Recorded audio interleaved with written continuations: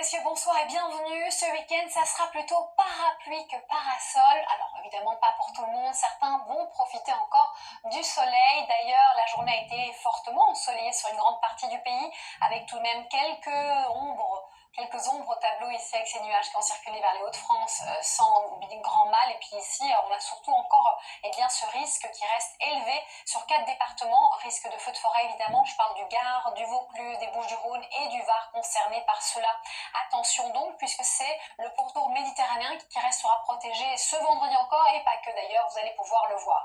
Toujours beaucoup de grisailles vers le sud de l'Aquitaine cette fois-ci, coup de tonnerre possible le matin vers la région Poitou-Charentes, mais aussi des orages, des averses orageuses même, qui pourront se développer vers les Pays de la Loire, la Normandie. À l'arrière, vers la Bretagne, c'est plutôt un ciel qui sera variable, nuageux aussi sur le centre du pays, plutôt voilé sur le nord-est, et toujours bien lumineux au sud.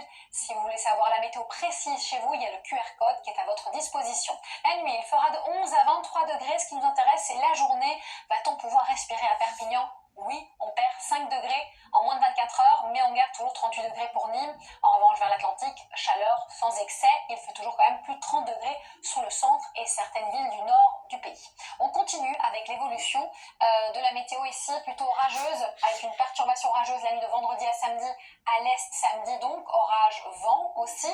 Nouvelle perturbation qui va prendre un caractère très instable dimanche avec l'air chaud, qu'on va retrouver sur le nord-ouest du pays, puis elle se décalera à l'est ici lundi. Petit répit pour mardi.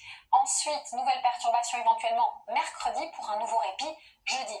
Tout ça évidemment est hypothétique. Je vous conseille vivement de me suivre ces prochains jours à la météo. Merci d'avoir été avec nous et surtout, prenez bien soin de vous.